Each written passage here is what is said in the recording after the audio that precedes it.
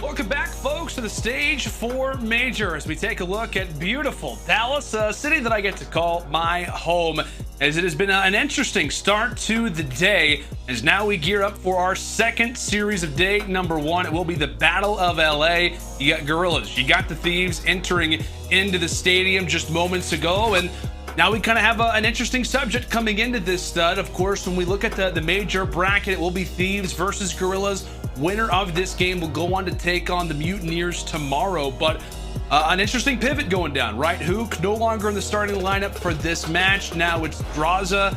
I mean, I think it was Jess who reported, said, hey, like, I got to take a look at JCap. I was asking him a few questions. He looked stressed. And I think it's fair to say this team, in the midst of all this chaos, they are going to have to quickly turn things around and gear up for what could be their only match here at the Major.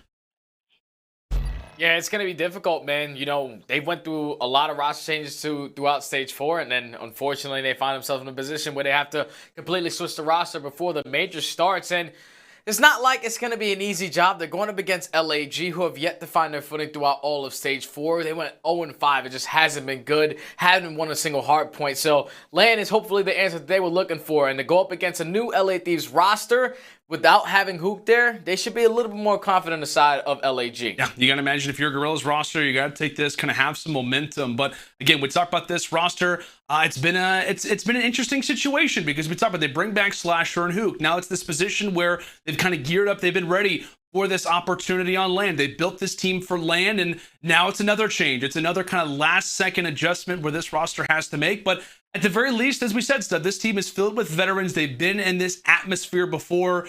Maybe haven't been in a situation where a roster change has been this quick, but again, you like this team and to be in a position where if anybody was going to turn around, it very well could be this group. Well, we've talked enough about them. Let's go and meet the team, your LA Thieves. One shot for the kill, the breeze cut freeze up, straight drop for the kill, the talking. Taking over pieces and shares of all sky high, check the movement is here, yeah. It's one hard, one shot, now the future is yours, go!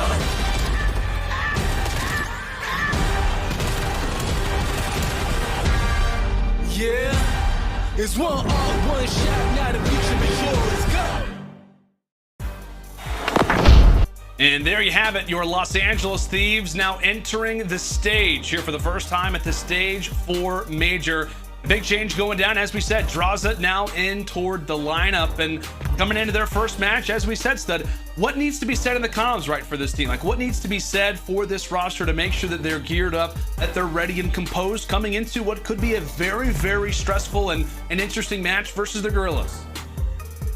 Yeah, so basically, if you're JCap, you're just looking at it like, hey, guys, this is the cards that we've been dealt. We have to make the best out of this situation. And the good thing is they have a lot of players who have experience on LAN. And one thing also with a player like Draza coming in, he's the king of vibes. All he's trying to do is just make sure everybody's vibe is correct, everyone is flowing, having a good time, making sure they're communicating. So I feel like Draza, he's going to be a great fit for this roster, at least in this situation that he's in, as long as he's running that submachine gun. Because that's something that was really scary for me, is that now that Draza has made his way back to that starting lineup, they have 3 ARs on this team. Who's going to be able to make that adjustment? And like just listening to the nameless in the HQ, he said that Draza throughout challenges has been running both, so he should be really confident there. He just has to try to fill some difficult shoes in a player like Huke. And as we talked about, you know, for the Thieves kind of being in this position, you know, so there was a moment where it was actually you and I who kind of casted what was an interesting moment for the Thieves. They started off in the elimination bracket at the Stage 2 Major. It was a last-second roster change. It was a group of guys who were kind of, you know, put together for a big moment, and they were able to capitalize on it. And it was, you know, a decent mixture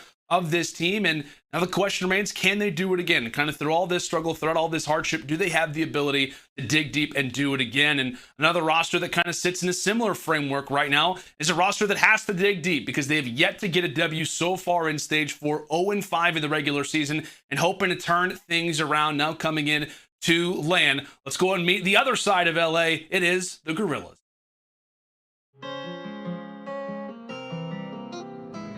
When my friends go, it was simple. When the ends low, switch the tempo. I got right, I got heart, I won't die, I'ma fight. I go down, bet I strike, I go hard day and night. Money on the line, keep calling. Money on the books, ain't all that. My kids, they'll be ballin'. Got a real bankroll, not for Instagram. My mama on the line, keep calling. Praying for me, know I need all that. Told me it's not about ballin'. Real blessed, but I'm still sinning, man. I got right, I got heart, I won't die, I'ma fight. I go down, bet I'll strike. I go hard day and night.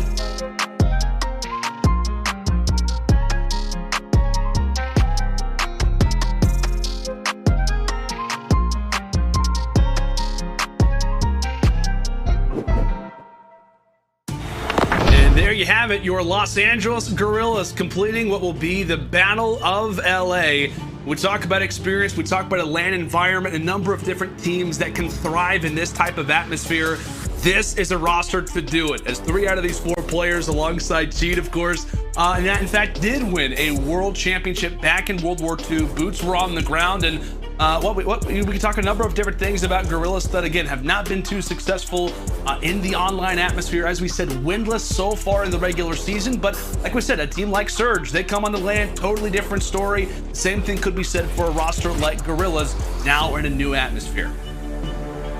Yeah, so for LAG, obviously they go throughout all of stage 4, not picking up a win in Hardpoint either. But the good thing is, they're on LAN. You have a couple players who are world champions. aBeZy, who's a 2-time world champion, so they have that experience. They're excited to at least be playing on that main stage now in the situation that they are in, to try to bounce back for that roster. But let's just jump right into our keys to victory for LAG. They cannot afford to struggle in any mode if they want to make a run today. So far, at least in Hardpoint, they were 0-8. In S&D, they were 1-4. So it hasn't been good for them in either one of those game modes. And then be better on the rotations and setups in Hardpoints. They allow way too many breaks to happen in the first 10 to 15 seconds. You cannot allow that if you're LAG today. You need to be able to rely on S&D once again, because like I said, 1-4 throughout the stage, dead last with a .19 KD. Just hasn't been a good showing from these guys throughout all of stage 4, but hopefully LAN is the answer that they were looking for. It very well could be the case, and I know that Hardpoint is it's a hard stat to look at. Like I said, 0-8. We're talking about the game 1 Hardpoint. The way that you can kind of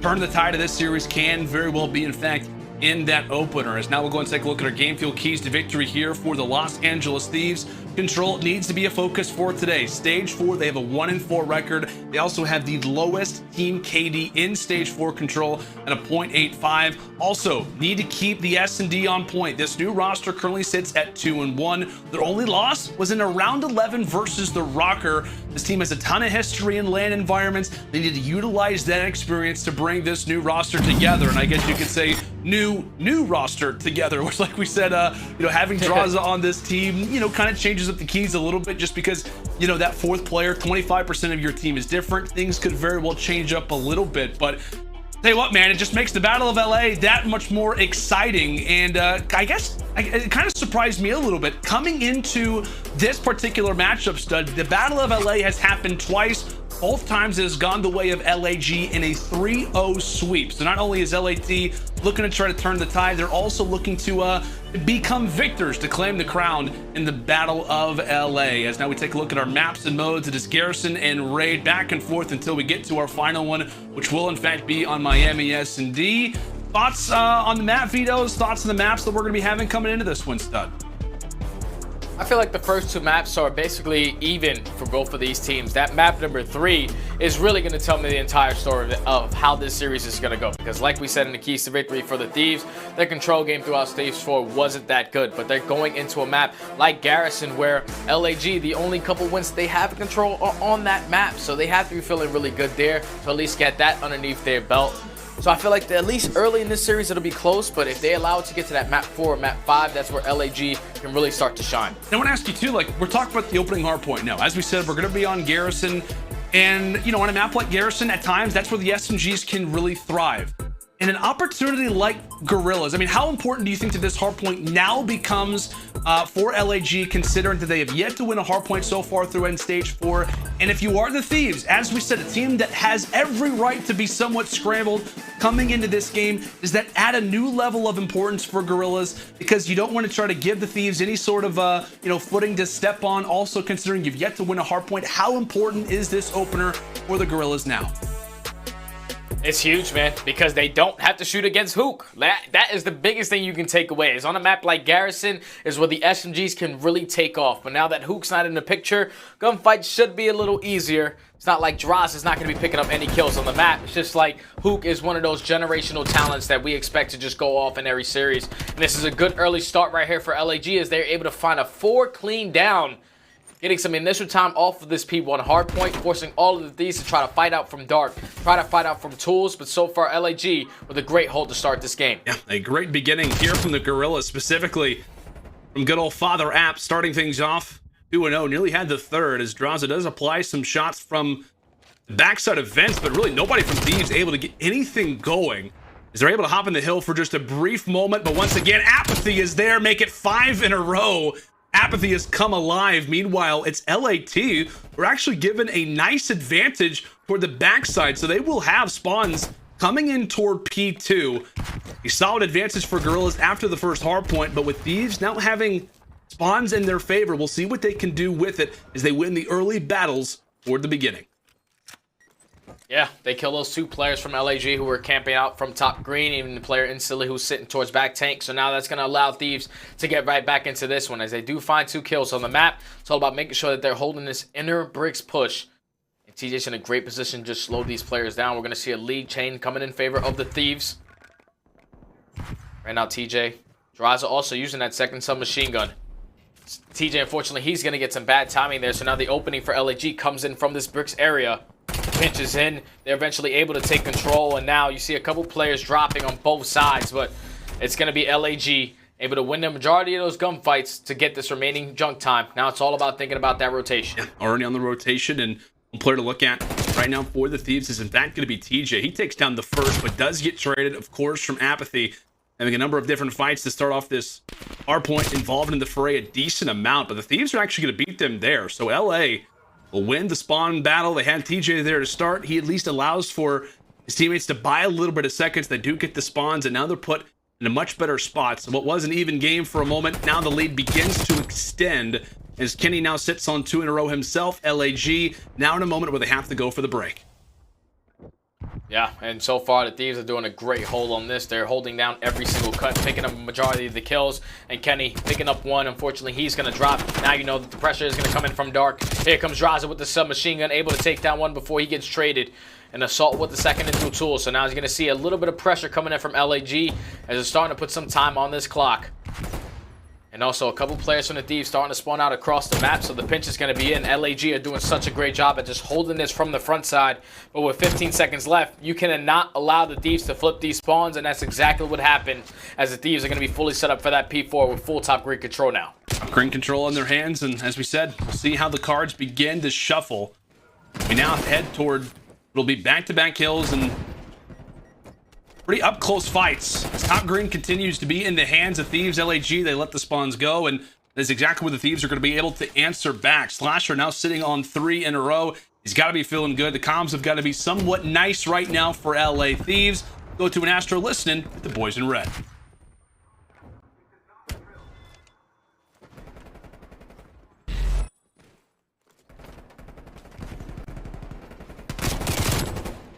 Play, you already have Rails. back time. Last spawner green. Hey, app one shot. No, one shot. I need a time piece, my bad. Yeah. I can look over you. I'm trying to get to P4. Give me top green. One's gonna be top green for sure. Top green, chili. Absolutely there. Lights. Nice. I get time. I'm mid tank, bro. I'm mid Green tank. is only Yeah, P2. one was lights. I can be low X corner, X corner. Team top green, one shot on the X corner? Yeah. I don't see Max at all. I'm Yeah, top one green. see right side square, I think. He's not telling me P4. Right side square, I think. He just flashed me. Hey, yo, Close, pot. Apply.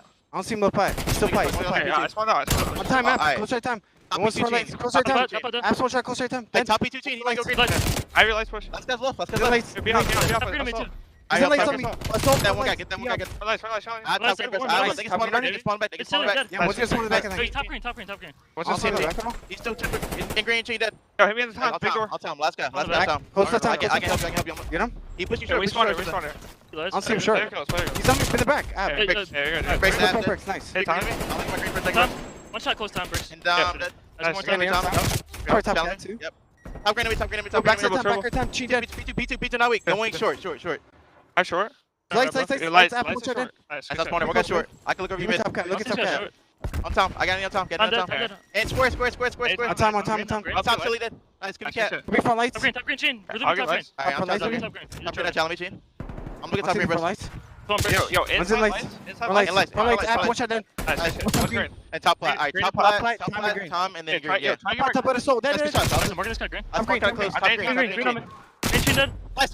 Close rails in time. Alright, I'm lights. I'm Two by lights. time. He's Rails, running rails, mid. rails. Nice. Nice. Let's go, Zach. Yeah, One plat. Casters, low plat. Casters, low plat.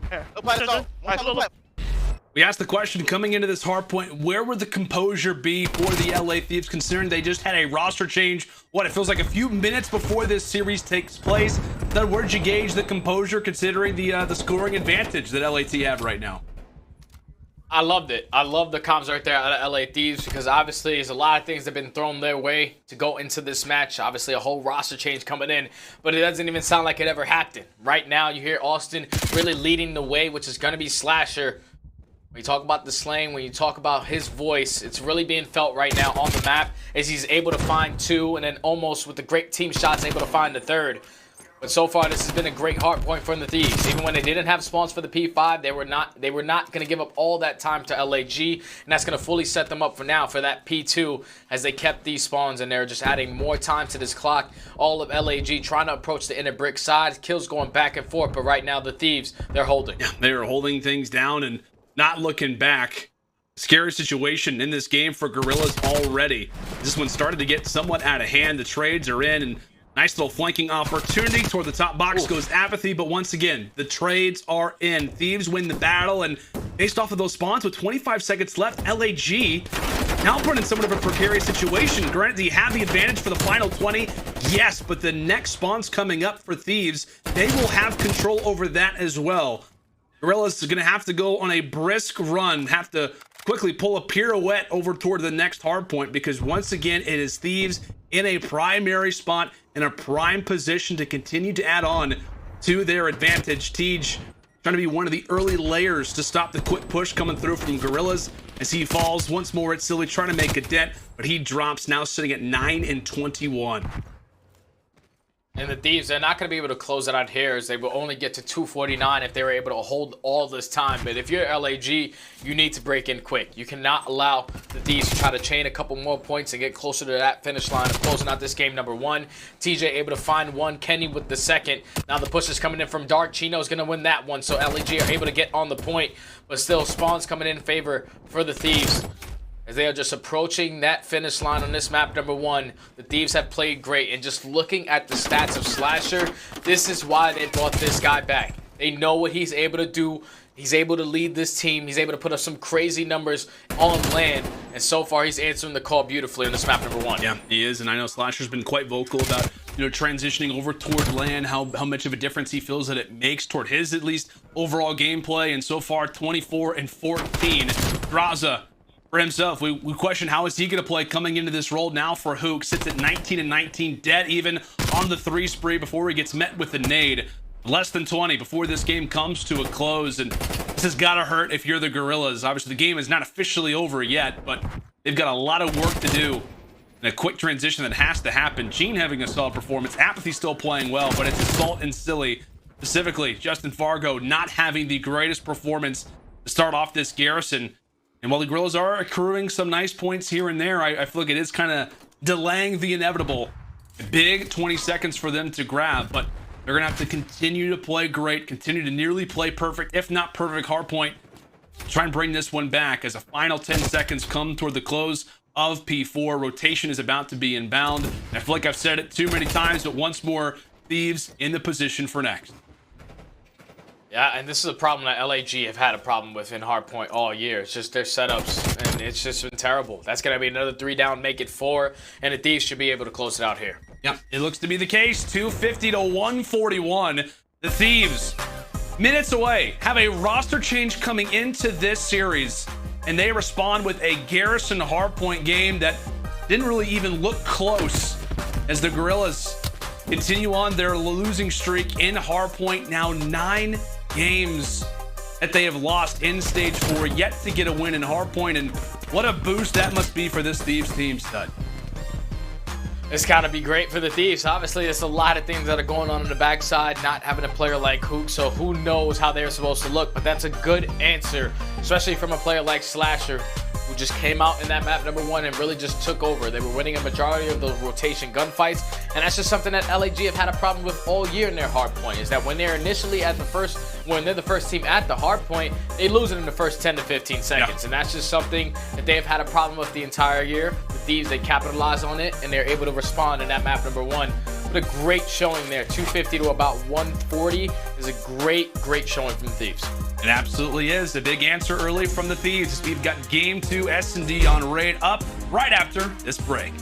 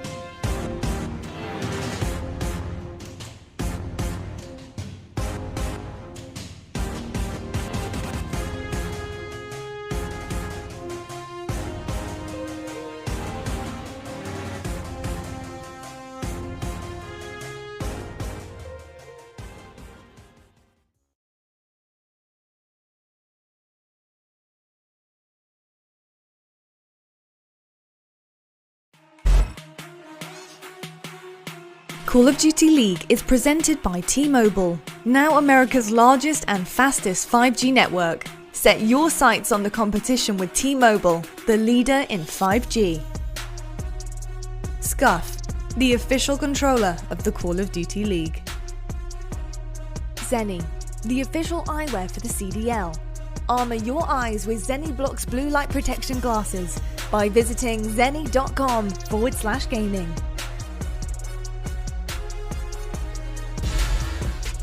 Hi everybody, and welcome back to the Stage 4 Major presented by Jack Links. And boy, could I use some jerky right now, as it was the Thieves answering early in the opening hardpoint, taking that one somewhat convincingly, but I want to kind of take a little history lesson so far throughout what has been the Battle of LA so far throughout this season. And what's that? So far it has been LAG up 2-0. They have won both of these series in a 3-0 fashion, and you see across the board everybody from the Thieves not historically great versus this veteran Guerrilla lineup.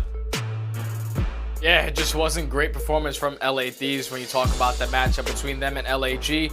0-2 on the season, both sweeps. Obviously, you see 0.8s, 0.9s. No one's sitting over a 1.0. So they haven't really got the feel, or at least the correct feeling of how they wanted to approach the situation versus a team like LAG. But that's a good first response right there, at least on LAN. They're able to not get swept here, open up with that first map win to start off different this time around, as they're going to go into a raid search and destroy where both teams, they look pretty decent on it. On one side, you have LAG, who are 3-2, and the opposite side, you have the Thieves, who are 4-7.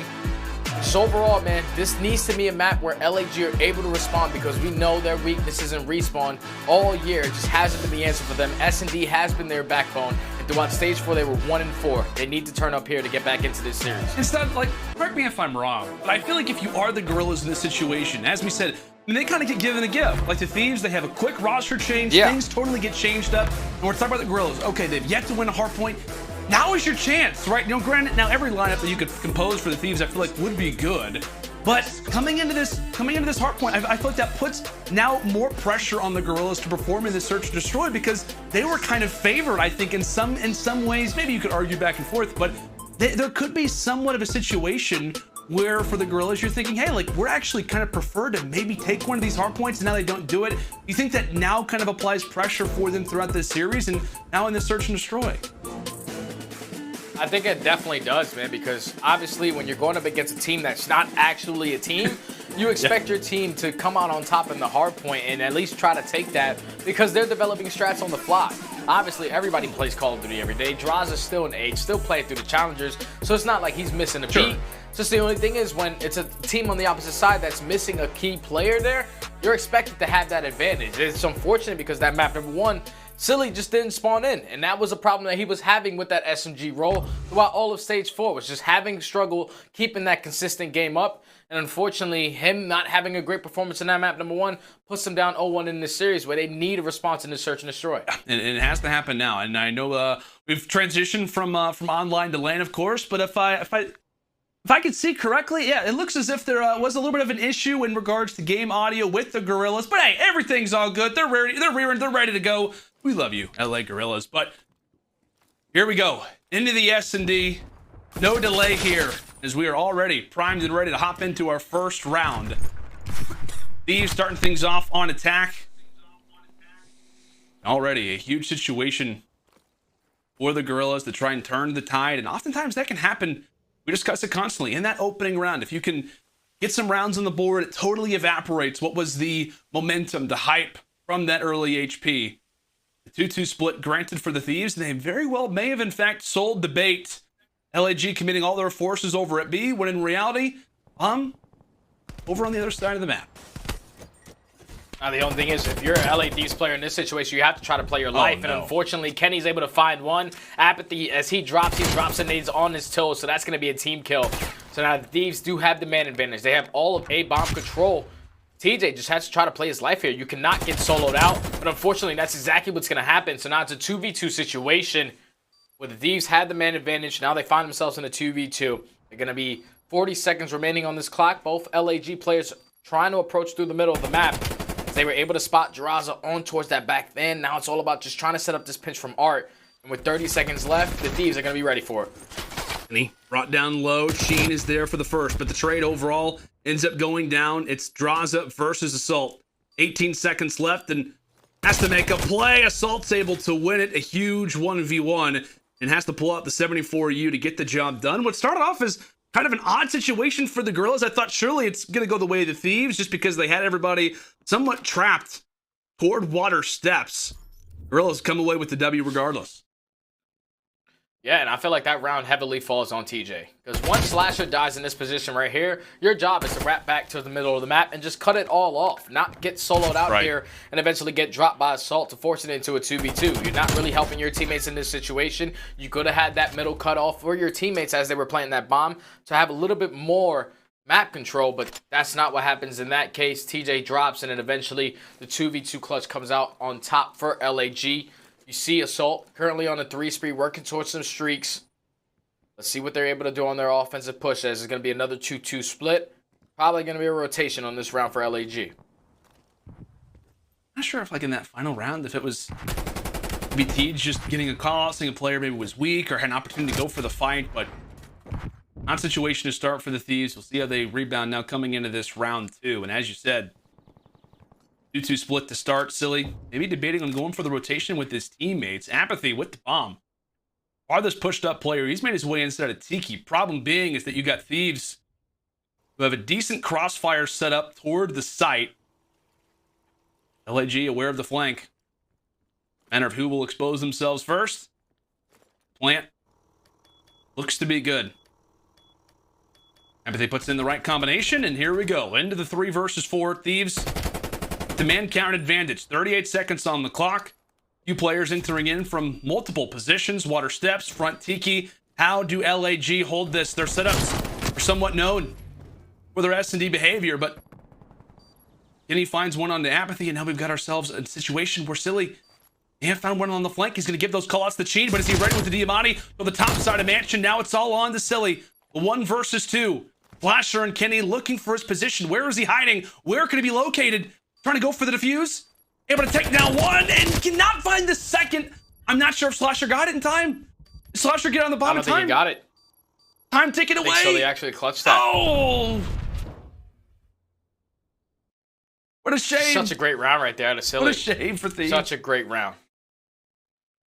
He just went through the middle of the map, and Cellium was that island player who basically didn't move off spawn. So he was that player watching the flank, and this is something that Prestinni, he's that key player for Seattle. He tends to do this, and right there was Cellium in this moment. As he finds that opening, he doesn't engage or at least give us his positioning towards the middle of the map. Just plays that clock beautifully. Able to eliminate that first player and then eventually gets traded by Slash, but not enough time to work that defuse. So LAG find themselves up 2-0 early into this game. It's going to be an all-out bloodbath.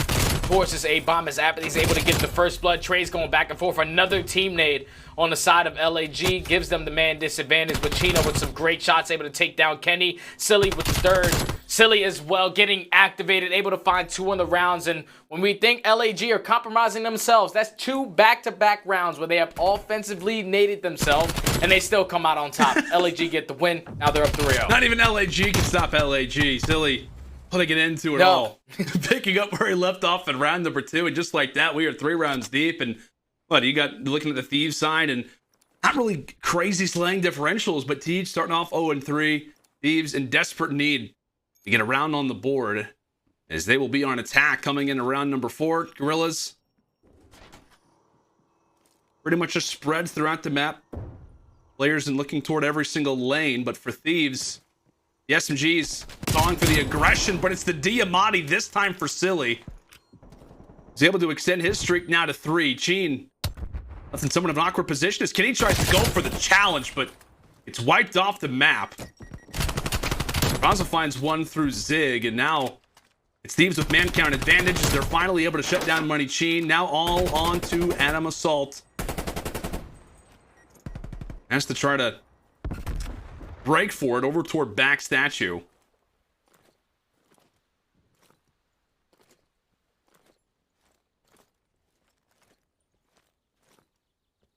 Engagement very well could be coming up. They'll line up for a moment, but it's the Thieves.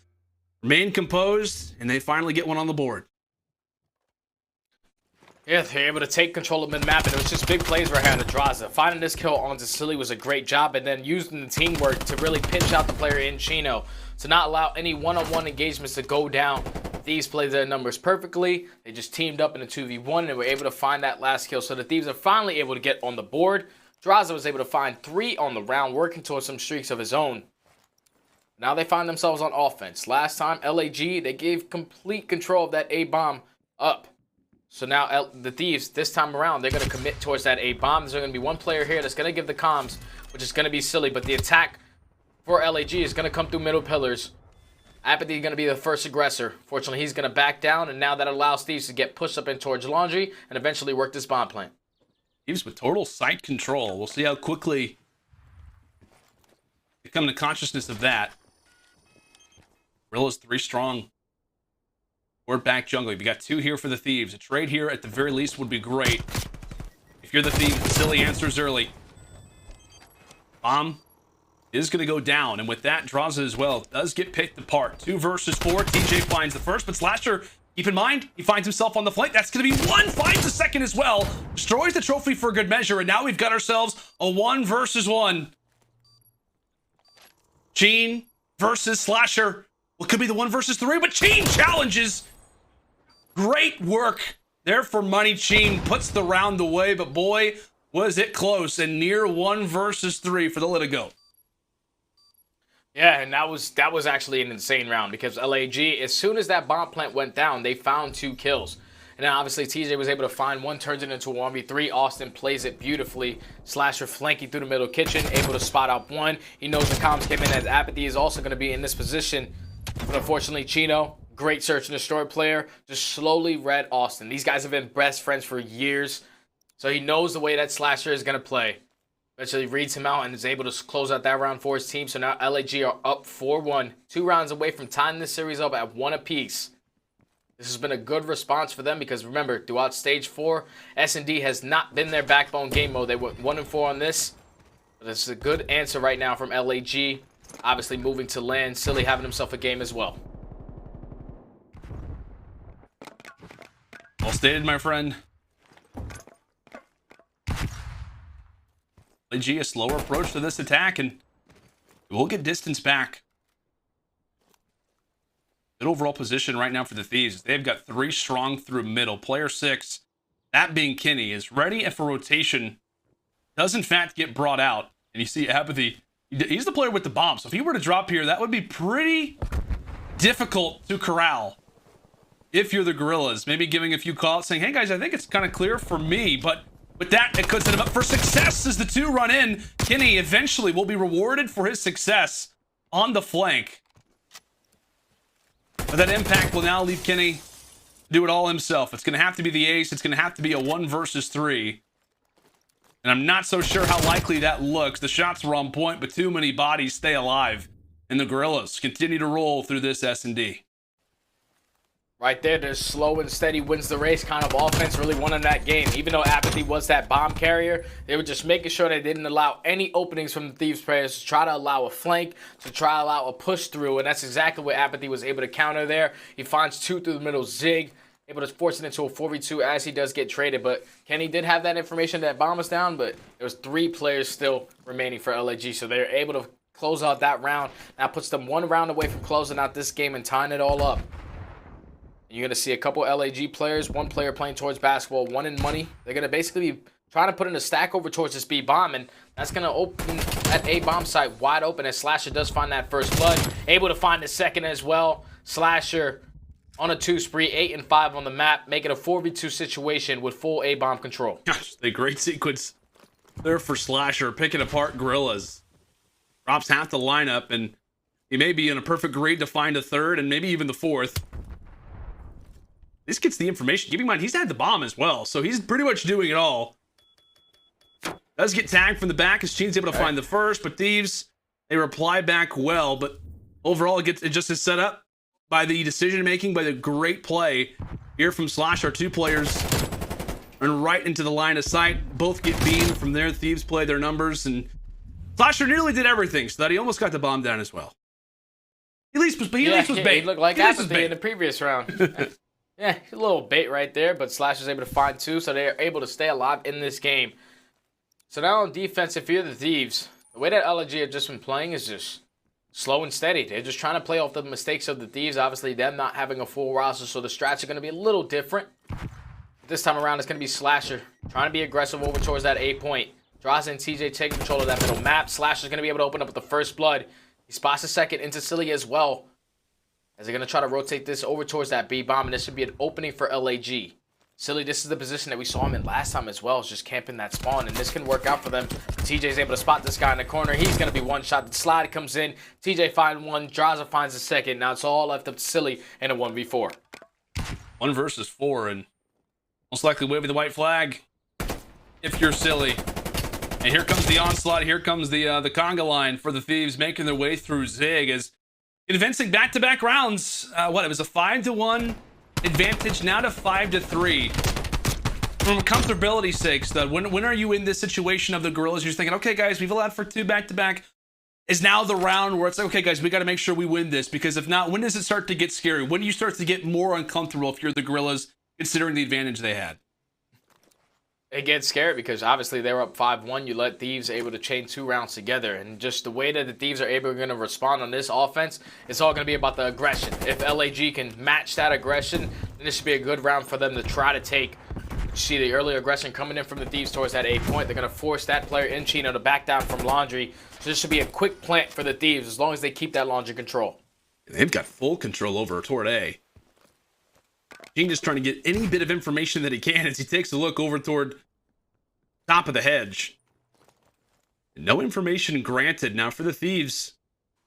I was going to say, for a moment, do they try to push toward the backside of Kitchen? But no.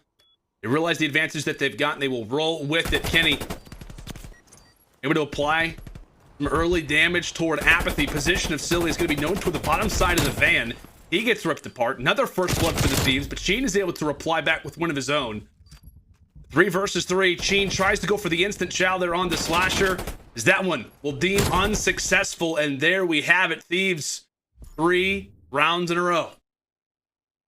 So right now, if you're LAG, you're biting your nails. You need to be able to close this one out, because if these have changed 3 rounds back to back to back, just purely off aggression. Right now, they're setting the tone. They said, hey, the passive is not working for us. We're playing into LAG's game. We cannot play like that anymore. And so far, they have flipped the switch, man. They're on a 7-team spree right now, where a couple players are working towards some streaks. So LA Thieves fairly still in this game. We're going into round 10 as LAG are approaching over towards that A-bomb site.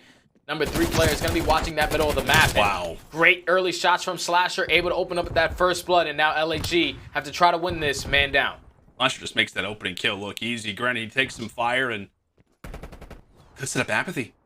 I think he's going to try to go for the challenge, but Slasher, whew, how about the reaction? Finds the first 2, and LAG have got to be hurting after that. That's a shot that makes you sit up in your chair a little bit. The Assault does get peppered, trying to get back toward his spawn, trying to get back to her safe haven. Is Thieves with the numbers. Down. And as you said, Stud, that bomb is down. I'm pretty sure they have the information that it's going to be here, so now it's all on Chino to try to pick up this bomb for his team. The time is starting to tick. Assault was able to work his way out back through Raid and able to find Slasher. He's trying to sprint through that back alley. Draws up with the trade. So now it's going to be a 2v1. They know that the bomb is backside launches, so you see the positioning right there out of the Thieves to just make sure that they were able to flip that map. They also have the mid-map cutoff as well.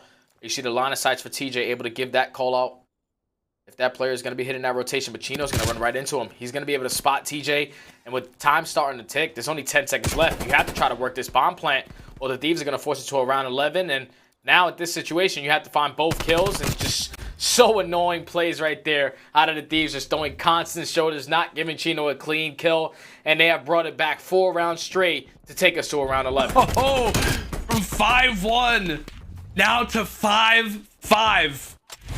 We talk about LAN, we talk about composure. It has to be here. Can the Thieves pull off the incredible? Down to this last one. What a big moment this could be for the Thieves. What a sigh of relief this would be for the Guerrillas. Already into this attack from LAG. Mid-presence, without a doubt, is felt from LAT, as they have gotten TJ and Draza in full command of this middle lane of the map. Meanwhile, the angle from Cheen. Cheen comes through with the first, and he's actually able to stay alive as well. The nade is in. Kenny's there for the trade. So now into the 3-on-3. Bomb over toward Mansion. Meanwhile, it is Assault and Silly at least gaining information toward A. And at this point, you just wish that aBeZy was with him. Wish that he was with him in this situation, as it's going to be a little bit late.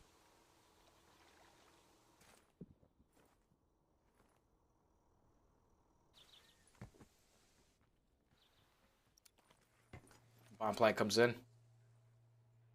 LAG now have 45 seconds to just hold this, to hold the push right now for the Thieves.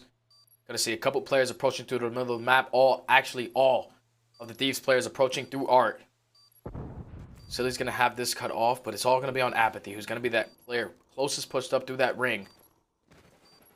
25 seconds left. They have to go. They have to start putting the pressure on, and unfortunately, they're gonna run right into aBeZy. aBeZy's able to get one onto TJ. Silly with the trade onto Slasher. Now it's all left up to Kenny in a 1v2 with 15 seconds left. Both players have great position. Just take him off this bomb site to stall that time, and great shots right there out of Kenny.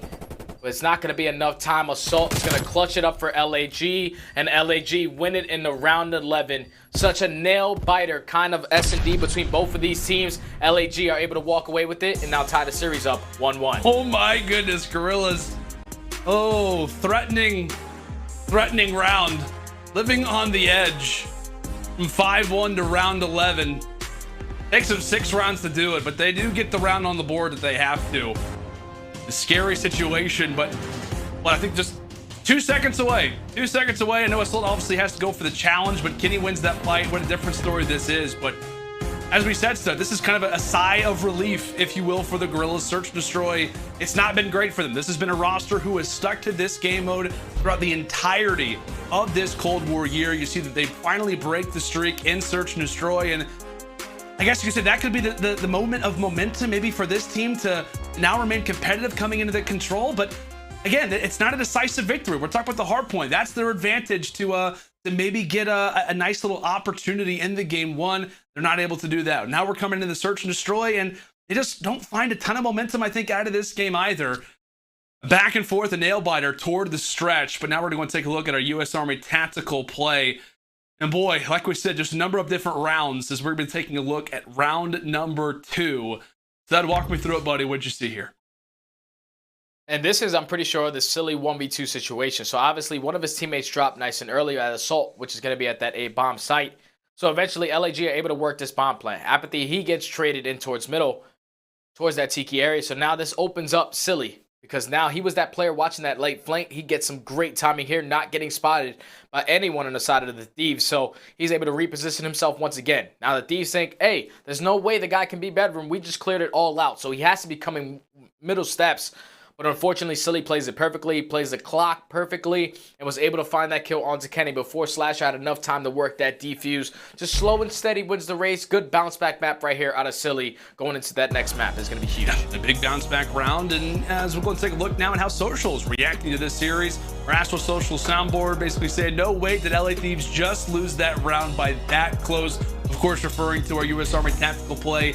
So close to possibly walking away with the defuse, but Silly, number of different plays toward the beginning. LAG, they threaten themselves with death, but they're able to reply in that round 11. Gene looks for a sign of relief now coming in toward our next game. It is Garrison Control. Who will take the advantage in this series? We'll find out right after this.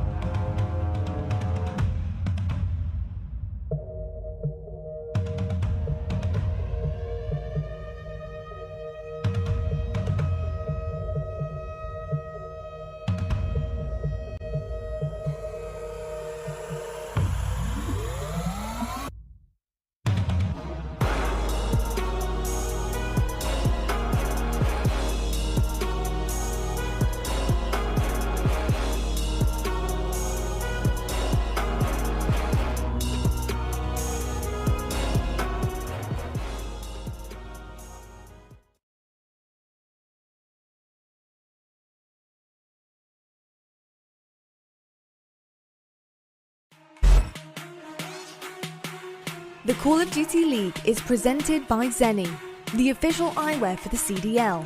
Armor your eyes with Seany Blocks blue light protection glasses by visiting seany.com/gaming. Presented by USAA Renters Insurance, made to insure your gear in real life. Ladies and gentlemen, we are celebrating the COD League Stage 4 Major with a giveaway. One winner will get a CDL controller of their choice. To enter, make sure to retweet this tweet on screen, follow @ScuffGaming on Twitter, and make sure to tag one friend. This does end Sunday, June 20th at the end of the broadcast. So many ways to win, and I think it's fair to say we're all winning in reality because we're back on LAN. The players are feeling good. We're super excited about it. But again, folks, make sure, of course, to get your opportunity in there. I've got my Scump controller just sitting off to my side. It's looking so pretty. I love it. But hey, stud, we got to get back into the depths of this series. LAG get a little bit too close for comfort there in that search and destroy. They do walk away with it in round 11. But we got to talk about what was the primary storyline coming into this series. It is Huke out, Drazah in. We got to talk about this guy, Drazah. I mean, so far throughout the year, I know a lot of people were kind of shocked by the decision to bring back Slasher and Huke into this team. He obviously has been called back and forth a number of different times. His impact last season with the similar franchise under LA last year, he has been kind of given the call a number of different times. And considering the amount of chaos that I feel like he's had to endure, his stats, man, they're solid. Yeah, not like you said, man, the chaos that he's been through, like just going from, am I starting? Am I on the bench? Oh, am I going to make an appearance? Oh, just randomly going to throw me into the starting lineup. Yeah. He's been handling everything so beautifully for this team. Ever since, obviously, when he was first brought in at the end of that Stage 2 Major, he was able to perform with that assault rifle. And then so far, at least with the SMG in that first respawn, he answered the call, man. It's obviously not going to be hoop numbers, but he's doing what he needs to do for this team to make it on to tomorrow. And going into this next map, it's going to be really difficult because the Thieves, they don't really favor it. So on one side, you're going to have 3 and 7 for LAG. On the opposite side, you're going to have 1 and 5 for the Thieves. So they need to have a response. So at least based off of that first map, the way that Slasher plays, he needs to try to lead the troops on this map number 3 as well. Yeah, I want to say that Guerrillas, whether 2 and 3 in Stage 4 in control, and I think both of those victories are on Garrison. So keeping those things in mind, at least if you're Guerrillas, hey, like I said, you do walk away with the search and destroy. Maybe you cater that in down to the control. It's not a mode that you have to win, but oh man, it's just an interesting situation. It's an interesting storyline that we find ourselves in. And boy, I just find myself still looking at that stage and I just don't know what to say. I really don't. It just looks beautiful. The players are ready. The players are gearing up. And as we said, one roster will only be on that stage one time.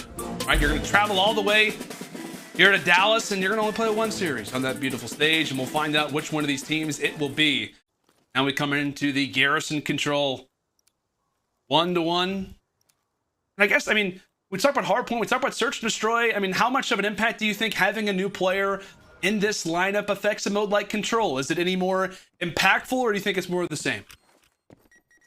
I think it's more of the same because everybody knows how to play control. It's all about just making sure that you're staying alive at the most of your ability, and that's a good way to start it. Is the Thieves are able to find 2. Dryza also picks up that kill onto Silly. So now that should be early map control going in favor of the Thieves. He's going to see the challenge from TJ coming in towards this guy on point. That's going to be 3 down now for the Thieves. Slasher trying to slow down that pressure as he does find 2 players over towards that A point. Now he's going to be able to stop that clock and allow his teammates to start getting pushed up on the map. They do find aBeZy roaming towards the middle. So now this should be able to get them on towards that B point and just keep that clock or the progression on both points going. Yeah, just great plays. So far from Slasher, at least just keeping the eyes of the Guerrillas on him, and he continues with it. Now sitting on 5 in a row, single-handedly has pretty much earned his team a tick over at A and has given his team even more freedom at B as well. Guerrillas locked in the back of their base as Dryza tries to be the bait up close. Slasher finally goes down, but with that, again, now it's the instant focus over at B. Slasher does a great job on one side of the map. Meanwhile, it is the other side in which B is being captured as well. Well, they haven't earned that extra minute on the clock just yet, so they have left a decent amount of dents on either of these points. Yeah, but now LAG, they are fighting back into this one. They are trying to gain map control as they were able to get that tick down on towards B to get the completion a little bit more difficult for the Thieves to try to close that one out as kills are going back and forth. And LAG are able to find 2, but the progression for the Thieves is starting to come on towards the B point. Slasher still picking up kills left and right, working on another 3 spree. It's going to be Liddy Goat stepping up on the lane for his roster. Still not able to close out that B point as aBeZy's able to find Slasher. And so far, if you're the Thieves, this isn't the exact start off you wanted. You want to try to get some early progression or at least complete this B point because time is starting to tick now. And LAG, they put themselves in a great position to not lose this defense. To be a 3 versus 3 fight. Cheen in a position for the crossfire. Meanwhile, it's Assault on the bottom side. Is able to take a few fights and secures one, but Thieves, regardless, are able to secure that B point. Now an extra minute on the clock and one more tick to do. As long as Slasher is alive, that's when the problems can continue to arise. Like we said, 1 tick remaining for the Thieves to lock up this opening attack. How great of an opportunity this would be for them. As aBeZy tries to come through, slides on in toward Bricks. He gets traded. Meanwhile, it's Assault toward the outside. He loses that fight. And so with that, EJ trying to issue out the information, trying to set up for what could be a pinch, a major 1 versus 1 now on the cards for Cellium as both players enter in toward the fray. That's going to be the stack, and that will be the round. Great plays toward the stretch there from Thieves as they're able to answer and put Justin Fargo in a precarious spot. Just such a good start to that round right there from the Thieves, getting some early progression on towards that 8 point. So even towards the very end of that round, all they have to do is just get one. But huge engagements coming in from TJ right there, getting that 2-piece and then eventually getting that third as aBeZy was coming off spawn. And eventually his teammates were sliding out of top green. He comes through the back alley and they're able to find that last kill. And now he's on a 5 spree. So TJ really made that play happen for the Thieves to be able to close it out the way that they did. Now LAG, they have to respond on the offense of their own. Once again, Cellium, at least not having to start off that he wants to, sitting at 2-6. He needs to turn up, at least in this respawn here, for them to stand a chance.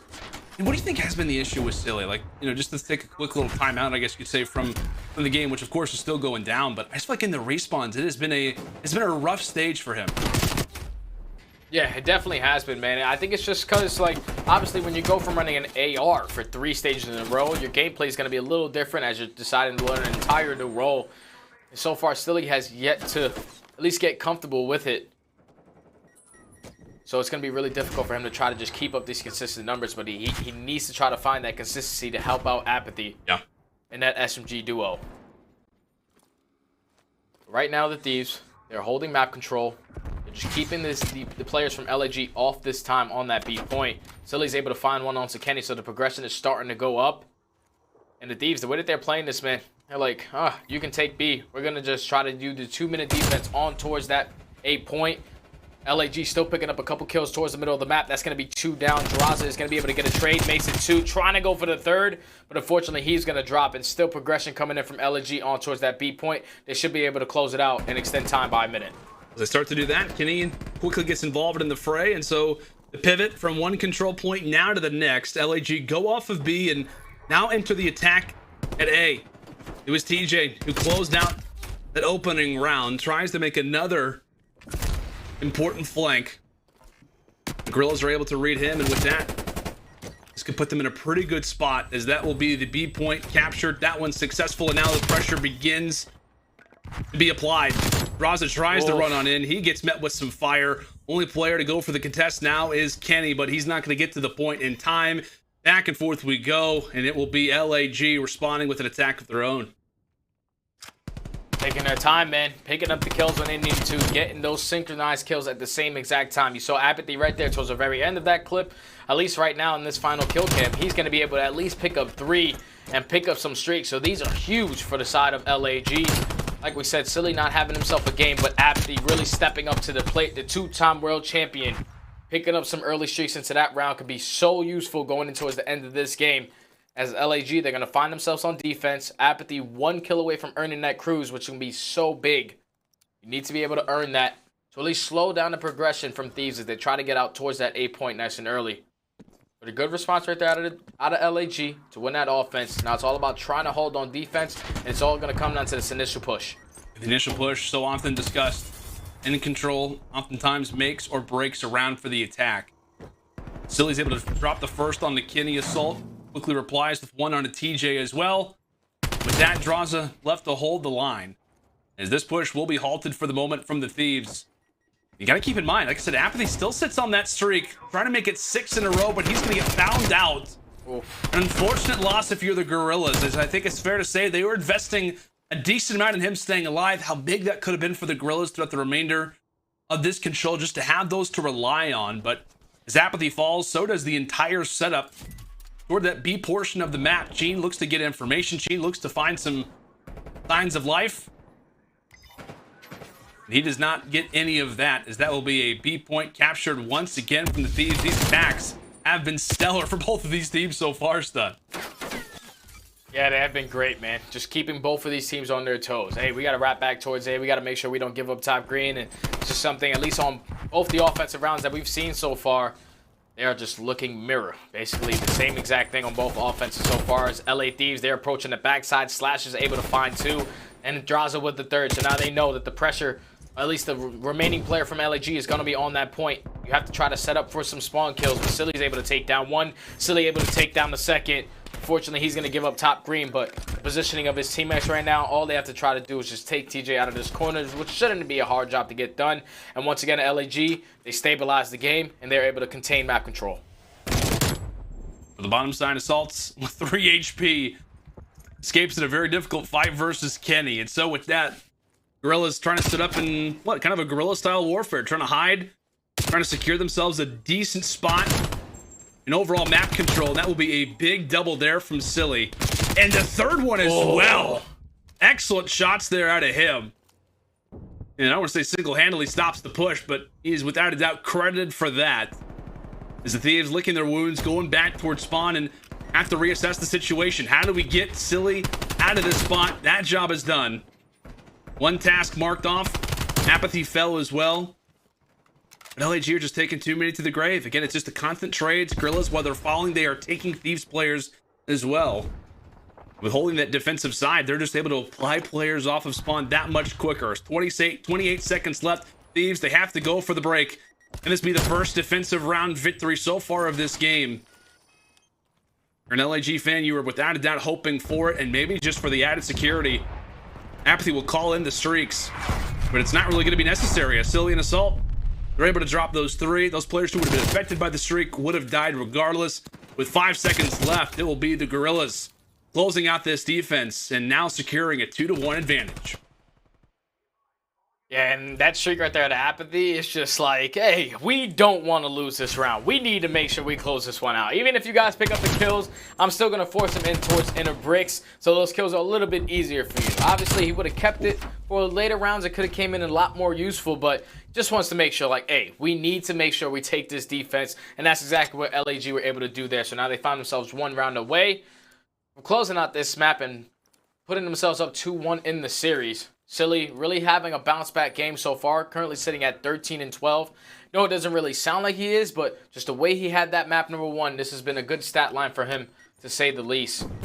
As the early push is going to come in for LAG towards this B point, they're obviously going to be making sure they're taking their time, trying to eliminate that player out of top green, but Trey's going back and forth towards the middle of the map. TJ is going to drop to the hands of Silly. That's going to be 3 down now. The last player is going to be Kenny in towards that top green, as he actually does jump out of that position. So now, LAG, they have map control. They can jump up at the top green and get some early progression towards that A point. But they're just going to try to close this one out, extend time by a minute, and then play their live advantage. Yeah, and I know kind of to go off that conversation with Silly, like I said, it's just been a rough stage for him. Like I said, we've talked about the changing of roles, how kind of a different spot for him. It just doesn't appear to be as comfortable, but at times he can just take over. I feel like, you know, a number of different times throughout Silly's career, he just has those games where he can pop off, take over a game, and I wouldn't say he's necessarily taken over, but you saw that little streak for a moment, how great that can be as his teammates are doing the job on the other side of the map. He's securing things over at B. Meanwhile, it's the rest of the crew over at A. And with that, this instantly puts Thieves in a pretty awkward spot. They've got to make a break soon. They've got to make a push. And with that, that's going to be one other one left at the door. And the Guerrillas in and out in this control, winning this 3-1 on Garrison. And after what was a scary search and destroy, we said, okay, where's the momentum really sit at for this team? They reply back valiantly here in map number 3. Now up 2-1. Look at that final kill come out of Chino. That's exactly what just happened right there. He was able to find 3 on that A point off the rotation. So once that B point was captured, once that initial push was broken on the side of the Thieves, you saw LAG players just making sure that they took control of that top green. So as they were making sure that they were getting a progression up towards B, they slid a couple players out towards A. And Chino did a great job of just staying alive the entire time, and then eventually stalling time for his teammates to get to him and picking up 3 kills on the point with the Decemate. Like, the guy just went off on that A point. I know we couldn't see it on our screen, but that is the reason why they won that game right there. And now LAG definitely have the momentum going throughout the rest of this series as they find themselves up 2-1. Yeah, and you see Gene, right? Money Gene, 20-13. Just a great game from him. Also the highlight reel toward the stretch, as the Guerrillas now up 2-1 in this series. As we said, we were 2 games in and we thought, okay, 1 round away. We have Thieves firmly in control. And speaking of control, how do they come into that map number 3? Well, the Guerrillas, they answer back in a solid way. The Garrison, I guess you could say, advancements continue to be the case from online to LAN. It has translated. It's the Battle of LA. Could Game 4 be our final resting place for this series, or can the Thieves muster things up and bring us to that map 5? We will find out right after this.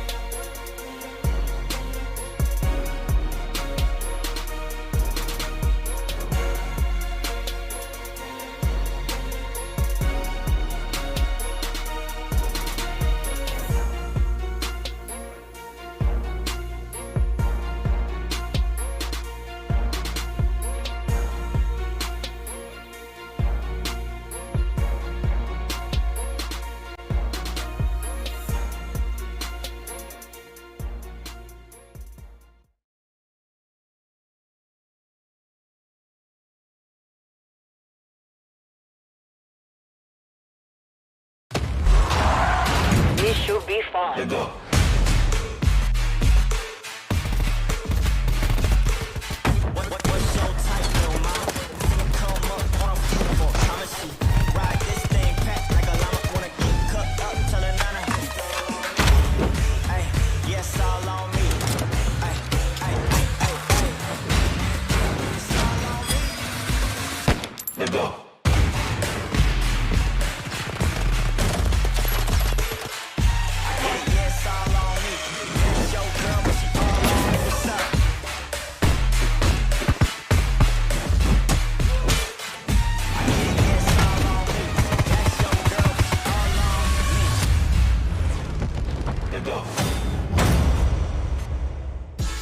All new script hats are available on MitchellandNess.com now. Get one of your favorite teams before they sell out. And for all of you LA Thieves or OpTic Chicago fans out there, Mitchell and Ness has added hats of your favorite team to the CDL collection.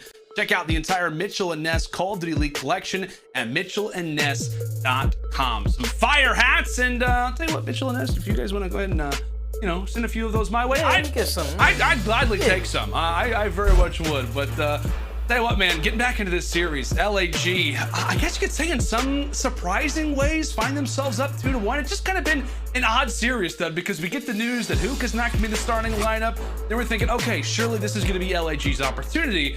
And then now it was a matter of Thieves come in, they play so well, the Search Destroy goes down to the wire, but I don't know how to call this, my friend. And really, when we talk about Hardpoint, which is going to be, of course, game number 4, that one up next, it has not treated either of these teams kindly throughout the number of different roster changes the Thieves have endured. So far throughout Stage 4, they have yet to find that consistency in this mode. Yeah, it's been hard for both of these teams, and obviously for LAG, it's going to be world's worst as they are 0-9 in their last 9 hard points that they have played. They just haven't really found their footing in that game mode. And you see Draza's stats right there, currently sitting at a 1.06 on the series so far. So he's been having himself a consistent one, and the good thing about this is that neither team is really good at raid hardpoint. On one side you have LAG who are 1-5, on the opposite you have the Thieves who are 1-8. So obviously momentum is going to be in the favor of LAG, so they might start off this game a little hotter, but just thinking about the way that they play hardpoint and the way that the Thieves handled them in that map number 1, LAG need to come out and get a good hold on a hardpoint. They cannot allow for the Thieves to just break in the first 10 to 15 seconds, especially on a hill like P2, where that's a money hill. It can basically be a full 60 if you keep those spawns and you're winning your engagement. So LAG, they need to do a better job of just holding their setups and breaking a lot better when they do not have a setup. Just make sure they're using the teamwork on point this game. I want to ask you, Stud, like, I know we had this conversation whenever the Guerrillas faced off against London to close out Stage 4 for both of them, and I asked you a question whenever we were discussing LAG, and I said, if you're not able to hold hills, you're not able to slay, like, what do you do? And I want to ask you, like, we talked about the record, how lackluster they have been in hardpoint, 0-9, as we said, and so far in Stage 4. If you're LAG, how do you work on what seems to be just in general a totally broken mode right now for the team? Honestly, it's the game that you scrim the most. So they should be putting in non-stop work to try to get their hardpoint game up to par, at least with some of these other teams. Because sitting at 0-9, at least in your last couple of matches, is just not good. And you see the Thieves early off this game is going to be able to flip these spawns, and that's just not a good response from LAG. This is something that they need to get better at, is picking up these kills, at least off the initial of the game, so the spawns can't be flipped easy. And that's going to be 3 down, make it 4. aBeZy actually wins that gunfight, but he should get traded here in just a short moment, but it's just been the struggle, man. In hardpoint, when they're early to the hardpoint, they cannot get a hold, and the Thieves are able to break in and flip those spawns. Just like map number 1, the Thieves are able to execute on that P1 with some great time, and now they're going to be fully set up for that P2 kitchen hill. Yeah, and if they were to lose, this hardpoint, I mean, they're going to be kind of in the situation where it's like almost record-breaking in terms of, how much teams have struggled in hardpoint throughout CDL history. I'm sure that has to be up there. Then we talk about Surge, their control woes. That went, to 10 in a row as Draza goes on a nice little spree there. And kind of on topic, I guess you could say, Guerrillas, they are able to take things back, but it has to be things like this. It has to be plays that add up to moments like this as LAG finally starting to catch some fire inside of the kitchen. Not able to handle the heat are the Thieves for the time. That will be the final 28.5 seconds, which should be good for them. TJ tries to go for the challenge. That will be 3 to break on in. Now the rotation comes in toward Garage. A big 1v1 fight as the Thieves will accrue the last 15 seconds as we head toward this next hill once again. And it's Justin Fargo going big for the team. Now able to make it 4 kills in a row. He's won a couple engagements off that rotation. He rotated actually with 35 seconds left. The only thing is that his teammates did drop in towards kitchen. So every kill that he's picking up is not going to spawn him out towards behind P2 because his teammates consistently kept dropping. So tried his best off that rotation by himself. Unfortunately, the Thieves are able to walk away with that battle win. So now the Thieves are going to be fully set up for this P3. The pinch is coming in from both sides. As that one player, his number 6, is going to spawn out, which is going to be Kenny. They're able to take down aBeZy. Now they have that air conditioner control. There's a couple players from the Guerrillas are starting to push up from Gym. They're able to get 3 down. And now LAG break in. LAG, great position for them as Assault nearly falls off the map. Throws a punch to Kenny, but hey, he just go and wipes it away. No big deal. Puts the jaw back into place, and he'll just run into the fire of Gene. So there you go.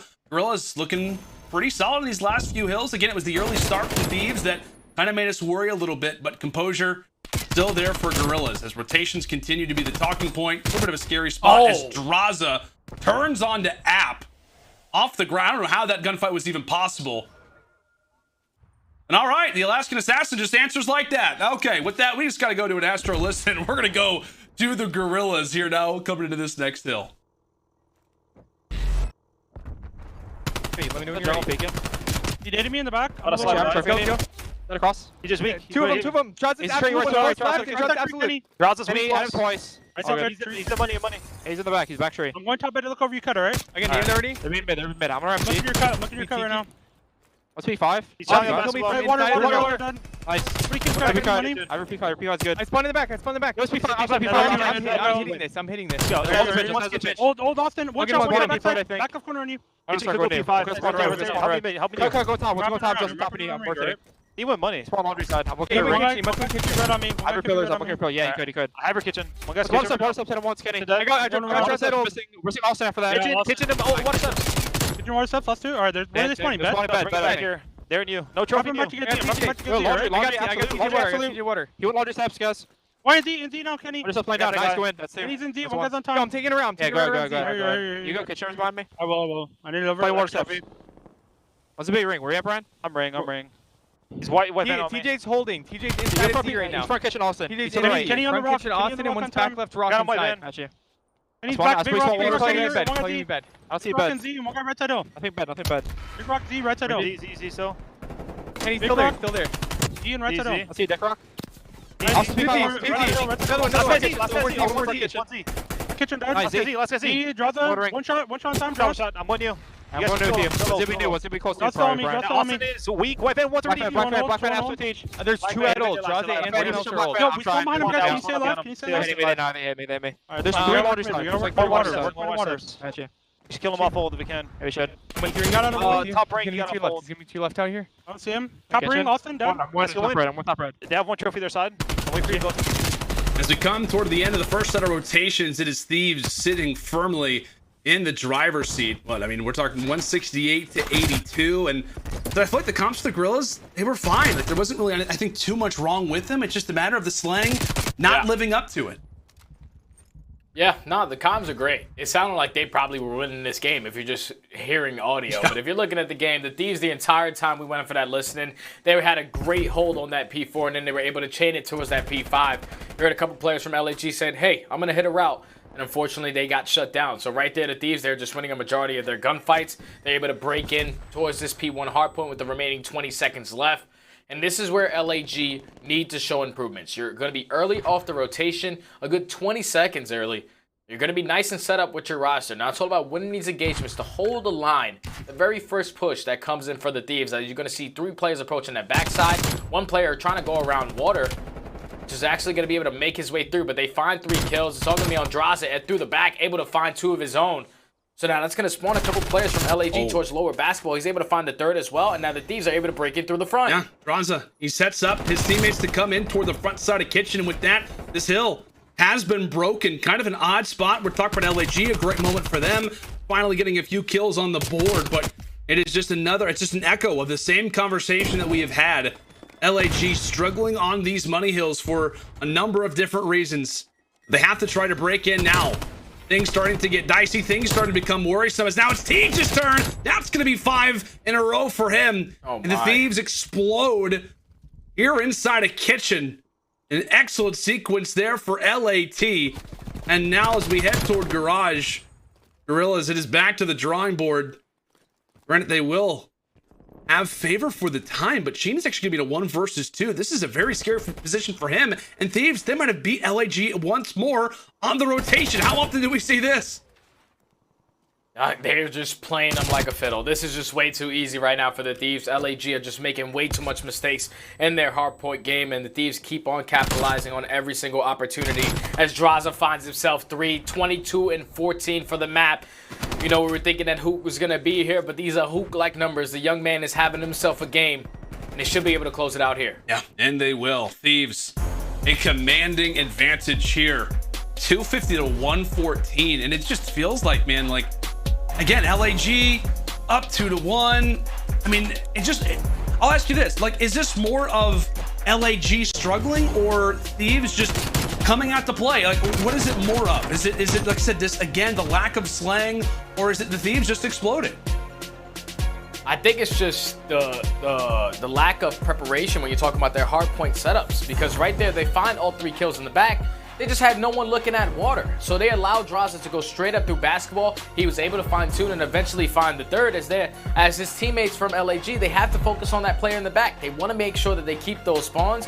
And unfortunately, they allowed Draza to get a 3-piece that forces all of his teammates to focus on that backside, which eventually allows the Thieves players to come right on through the front and win a majority of those gunfights to eventually close out that hill. That's just something right there with the LAG. They're just thinking like, man, we messed that up. We find 3 kills and we let one guy make a play. Like, we cannot allow that to happen. At least if they make themselves on, if they are able to close out this series and go on forward throughout the rest of this tournament, their hardpoint game needs to get a lot better. It absolutely has to be. I mean, you talk about Assault 11 and 22. He goes double negative. Sheen 11 and 18. And oh boy, just not a performance that you like to replicate if you're the Guerrillas. Positive for them. You got no more hardpoints in this series. If you do want to stay alive, you're going to have to play hardpoint quite a bit more. But folks, it is game 5. It is the Battle of LA coming down to the wire. Who will advance? Who is headed home? It's LAN. It's a totally different ball game. You're going to want to make sure and stay with us as you're watching the Call of Duty League Stage 4 Major.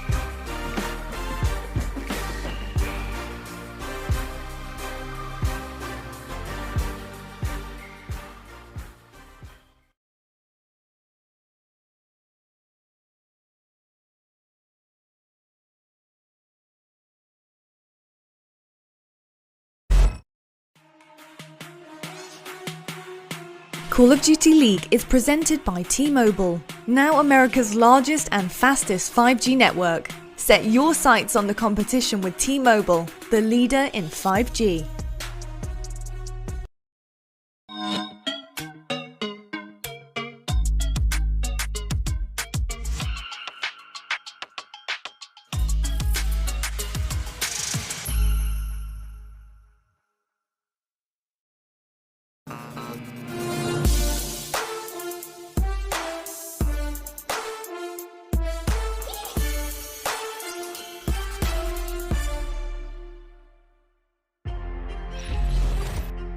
Welcome back, ladies and gentlemen, to the stage for Major, hosted by the Dallas Empires. You see a few of the members there gearing up, preparing live shots of the boys as they get ready for the E Clasico. Their match versus OpTic will, in fact, be coming up next once this Game 5 does, in fact, come to a close. A lot of storylines coming into this. As next we go from the E Clasico to the Battle of LA. Stud, we are headed now to a Game 5. It has been back and forth. I know we can tell a number of different tales about this story, about what has been this series so far, but we gotta focus into the Game 5s, how these teams look so far throughout the year. Yeah, so obviously LA Thieves, they have a little bit more ice, as they do have a positive record, sitting at 5-3. LAG 3-4 is not too bad, almost at the even amount, but just looking at the defensive rounds right there for LAG, we're going into a map like Miami. Those are huge. You got to start off, at least on your first defensive round, coming out on top and at least setting that tone of how you want to play that map, because we know Miami Search and Destroy, it can take a while for both of these teams, especially LAG. Their offensive pushes, you might as well get ready to grab a pillow and a blanket, because you'll be there for the entire 130.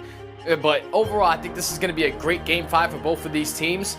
One player that needs to be shut down on the side of LAG needs to be Chino, because we know what kind of problems he causes over towards that A bomb. He jumps up towards that middle wall. He's always finding that first blood. So someone on the LA Thieves roster needs to have an answer early. I'm gonna ask you, my friend, where do you go with this one? Where does your allegiance lie? I know the pick'ems may say something a little bit different, because of a few changes coming into this, but what do you have walked away with this Game 5? Is it Guerrillas or is it Thieves?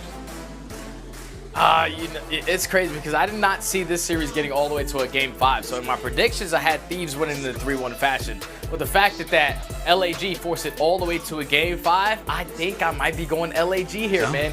They're a lot more comfortable in Miami. We know what aBeZy likes to do on that late flank rotation, being that island player that slowly plays up towards B.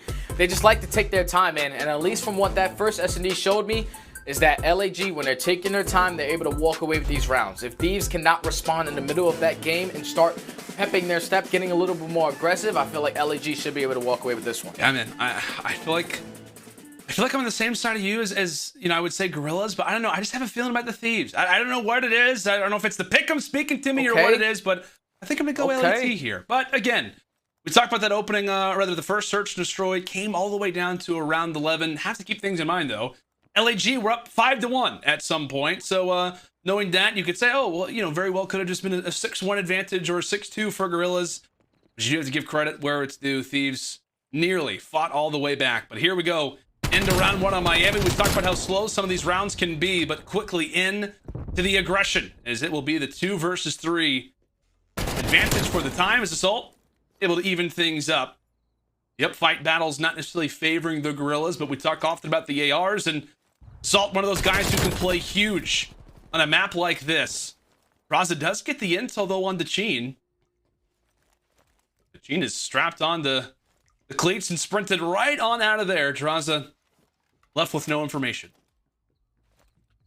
Now, Draza in the 1v2, you're going to see the positioning out of Assault. He should be able to spot him as he does cross back towards that A point. So eventually, this bomb is going to be picked up from Cheen and should go immediately down towards that B bomb.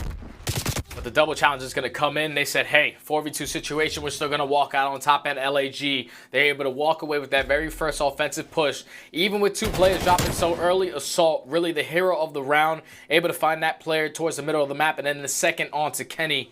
And then just great teamwork right there out of Chino and Assault, just playing patient, just realizing the situation that they had. Draza was all the way across the map. They said, hey, screw the bomb plant. We're just going to double challenge and eventually close that one out. LAG take round number 1. They do indeed. Assault, I actually had 3 kills in the round. I guess only has 2. At the very least was involved in... Chino came to help him with that last one. Okay, that's right. I was just I thought for a moment I was getting ready to call it the hat trick, but Cheen just steals it away toward the end. But very convincing ground there from the Guerrillas.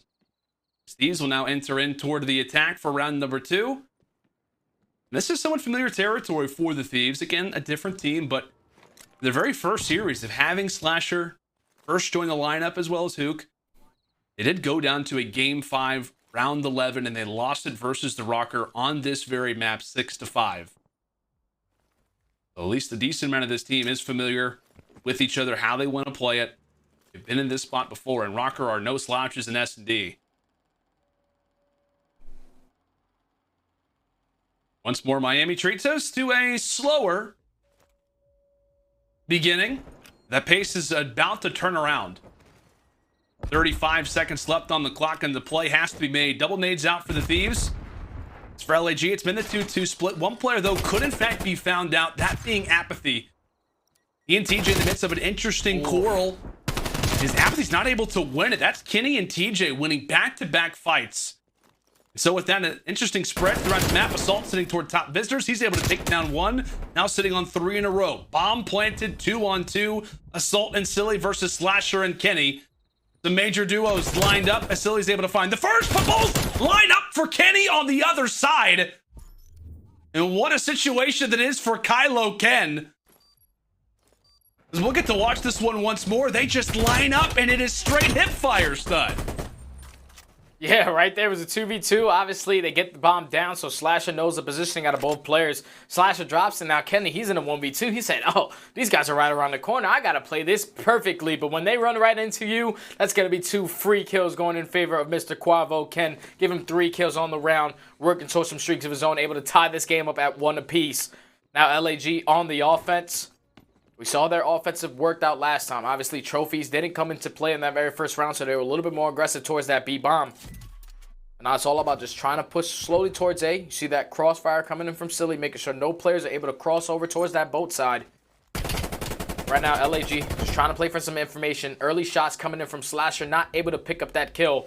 But just keep in mind, it's only a matter of time until aBeZy, that player who's basically an island by himself at B, decides to make the push as his teammates are wrapping back towards lower garage.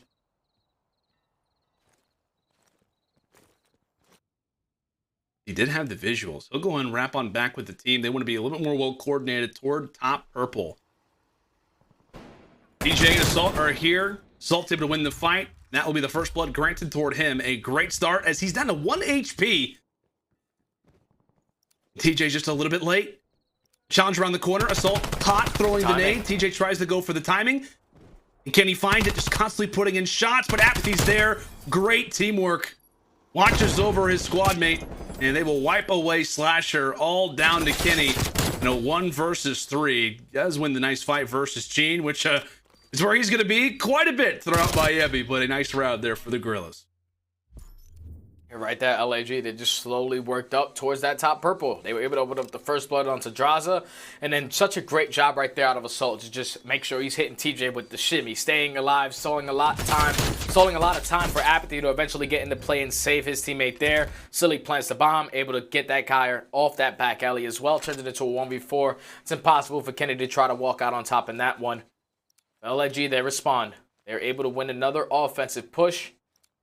Where all we have seen so far are offenses on the side of both teams. Yeah. The Thieves, we saw them in that Game 5, at least in the comparison between both. They're really good on their defensive rounds. So hopefully towards the end of this game or towards the middle of this game, they start closing out on a couple of those. Ooh. As the pressure is going to come in towards the speed bomb for the Thieves. He does get his shoes a little bit wet. I don't think that's going to necessarily slow down his pace. Tweaking his way inside a garage and maybe aBeZy, I don't know, getting the sound cues? Probably not. Well, the nades are out, so there are at least explosives that'll indicate where the teammates are at. And aBeZy finds himself in a great spot. They nearly find the second, but Silly is beaming him from range. Thieves with a nice attempt toward the garage, but Guerrillas not allowing anything after that.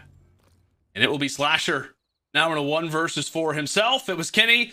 What in the last? It's basically been the last 3 rounds. It has been the Thieves in spots to clutch. Kenny gets it done in the first situation, but back-to-back 1v4s, and that is never going to be an easy situation. LAG now up 3-1. Yeah, right now LAG, they're just picking them apart, and you have to just go back to this roster change for the Thieves, man, because obviously their S&D strats so far are completely different with not having Huke into play, and it's definitely been showing. When you're a team that's making a fairly new roster change, S&D is the game mode that you have to put the most work into.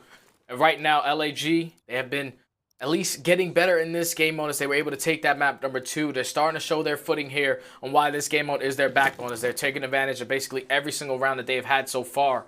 Assault on a 4 spree, Silly on a 2. Right now, someone from the Thieves needs to give an answer. You need to win this round right here, or it's basically over, because LAG, the way that they're playing this map so far, it's going to be really hard to shut down their momentum. It's going to have to be a team effort as well. for the Thieves. You know, Draza starting things off 0-4.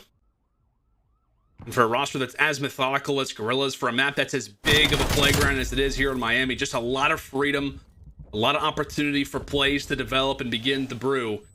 As the Guerrillas once more find the first blood. Draza currently hanging out toward top purple. Very well could be a fight between Slasher and Cheen.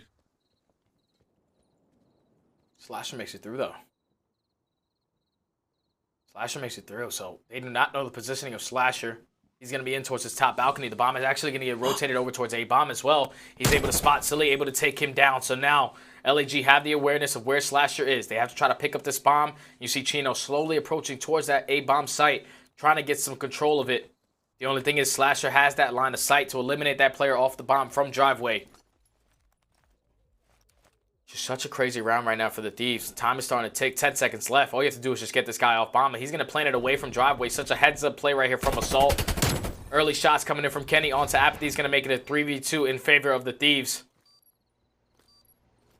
And this is a round that they need to take. They cannot allow any solo challenges to come in, as the first one is going to come in from Kenny. He's able to take down Chino. Now it's all left up to Assault in a 1v3 situation. He's going to get spotted. He takes down one, but Kenny slows down that push as he works on a 4 spree of his own. The Thieves are able to respond even after getting an early first blood in favor of LAG. Slash's positioning right there really won him that round. Good play right there out of the vet to secure that round. And we often talk about it too. Like, you're looking at a player who can be the guy to change things up. Who's the guy who's going to make the play to kind of change up the pace a little bit? As we said, 3-1. Okay, now LAT, it's now your opportunity to change things up and now answer. And Slasher does exactly that, setting his teammates up for success. And as we said, stops that bomb from the quick rotation. He doesn't spot that player. If he doesn't even think about going for that challenge, very, very well could be Guerrillas up 4-1 in this game. So with that, Thieves keep themselves closer. Draza still yet to find a kill. But it's the 2-2 split off the rip for the Thieves. And TJ thought for a moment was going to go for the instant chow, but times you never know if there's going to be 1 or 2 players toward top purple. Does not want to go for the unfavorable fight. And for good reason, as Cheen sits on his catamaran. This position, I think, should belong to Cheen at some point. I think he has the most time in this portion of the map.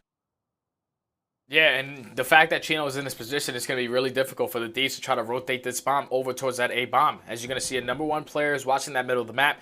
Chino's still in a great position, trying to open up the first blood, but some good early shots coming in from Draza. That's all about just trying to play your life, and he's going to hop himself into a different position, put another great shots onto Draza, not able to get the kill, but is able to just give so much information right now to his team, as Assault does find that first blood onto TJ. You know that Slasher's in the back left. Draza is going to be in towards the middle of the map, but Kenny, he's able to take down Assault. So now Chino is in a big play. He has to try to stay alive, or at least take down one with him. And unfortunately, Slasher's going to sniff him out. Kenny finds the third as aBeZy was trying to play a little ratty corner. Now left in a 1v3 situation is going to be Silly. He finds one. The bomb is currently getting planted. Does he know? He had great timing here, but they're able to spot him. Draza's going to win it, and the Thieves are able to respond with back-to-back rounds to tie this game up, all at 3 apiece. I got to say, Stud, that's very impressive for the Thieves, because you're talking about Cheen. He's over toward this side of the map. How do you avoid him? Well, they make their way through mid. Like, they make their way through mid. Assault does find a pick, but they are there for the trades. And so, because of Cheen's positioning, as we said, it puts the LA Thieves in an uncomfortable spot. Well, what happens? They just drop 1 player. That is it. By going through mid, they lose 1 player. Nobody else gets traded out. And from there, they play the numbers. What could have been for the Guerrillas now brings us back to 3-3. This Thieves team will just not stop fighting. Not going down, as this will be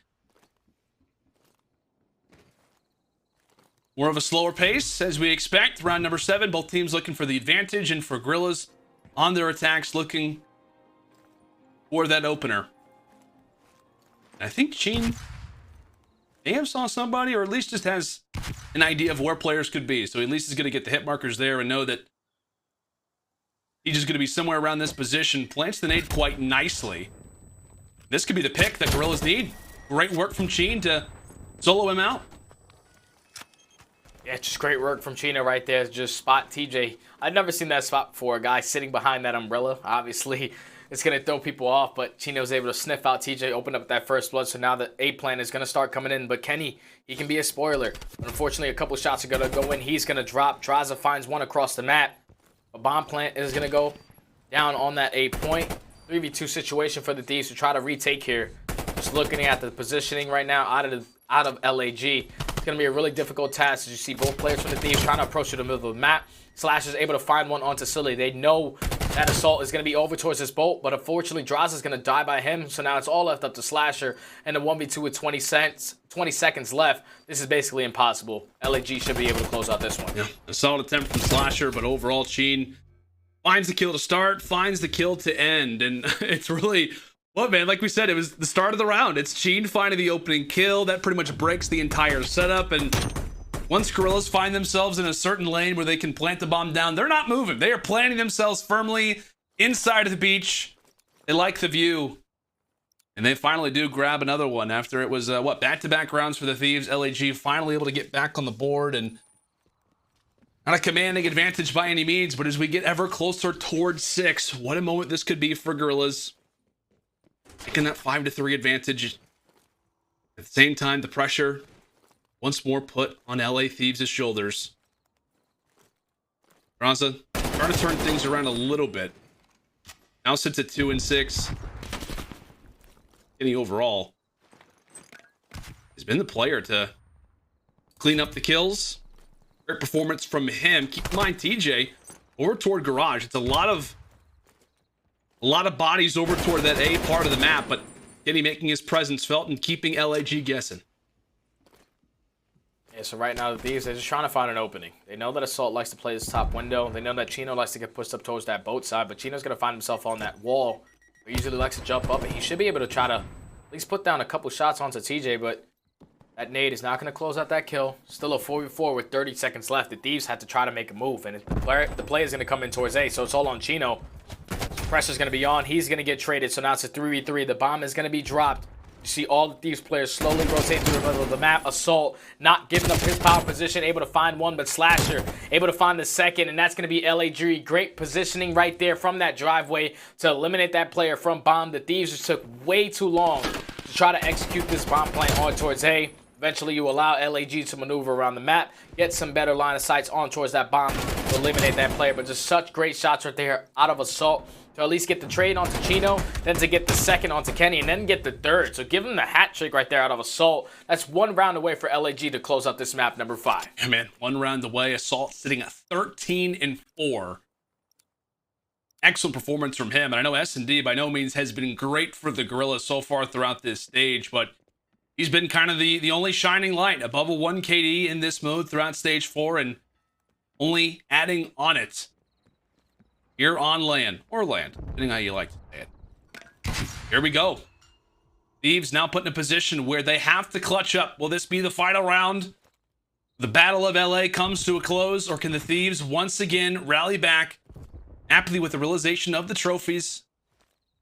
They know the presence is going to be here. A current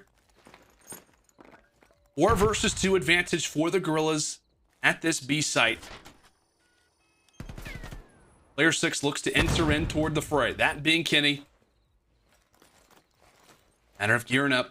There's the first engagement going to come from. Slow and steady so far from LAG as Kenny looks to pepper in from the back street. 35 seconds left, and the Guerrillas, they've got to get going.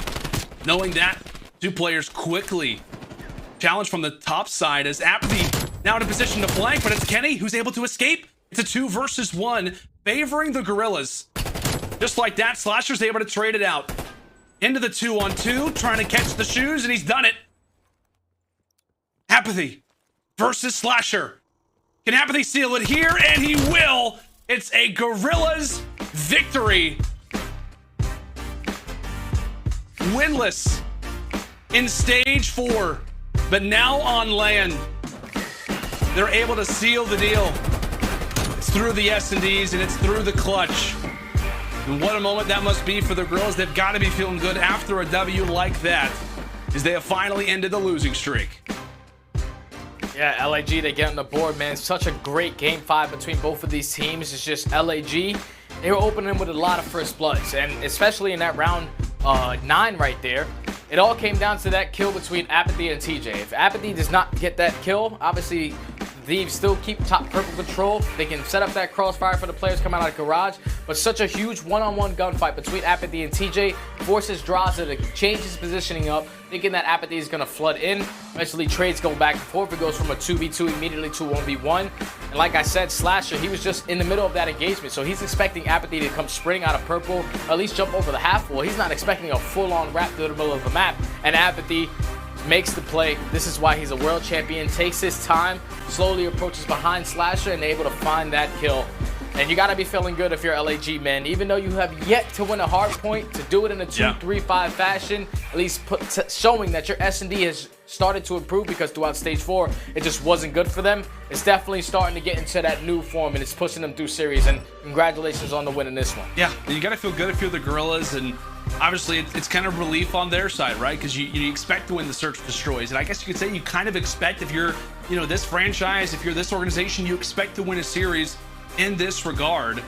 As Assault finishes off 15-5, but at the same time for the Thieves, like it's just a shame. Like it's a hard situation to be put in if you're in this group, considering that you were supposed to have your full 4-man lineup coming into this game, and now you don't. You find out, I don't know how long it was before this series started. I don't think it was more than an hour before coming into this series. The Thieves have to make a quick pivot, and unfortunately they will be eliminated now with a top 12 placement. But we got to take a look back at this matchup. This final map in particular for Miami will in fact be our scuff play of the game, and it is in fact going to be our final round. Comes down to the wire, a big situation to where, can the Thieves extend us? Can they get us toward that next round? Walk me through it, Stud. How do we find ourselves in that 1 versus 1?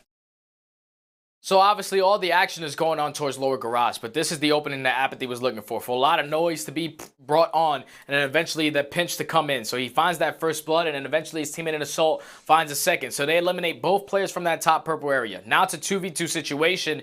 That one player on point, which was Assault, was able to find that kill onto Kenny. And now you saw what aBeZy was able to do. He goes from that middle map in towards that purple steps and just goes straight up the middle and plays the flank perfectly on Slasher. Went from a 2v2. Like, if Kenny doesn't die in that situation and they're able to solo out that player on bomb, it's going to be a 2v1 where they have multiple different angles where they can possibly read where aBeZy is coming from. But the fact that Assault was able to find 2 on that round in the brink of dying. He was actually really close to dying in multiple different engagements right there, but he's able to find 2, force it into a 1v1, which sets up aBeZy on a great pinch right there to close out the match. Absolutely, my friend, and taking a quick gander at that bracket here for Major 4. 2 matches done, and 2 teams headed home packing with the top 12 placement, that being the Thieves and that being the Royal Ravens. And that sets up Elimination Round 2. Some interesting games still to go down there. But hey, man, we're halfway through the day. It has been full of interesting moments, maybe some chaos from time to time. But I gotta say, man, it's been great to start. I think the teams are obviously hype, and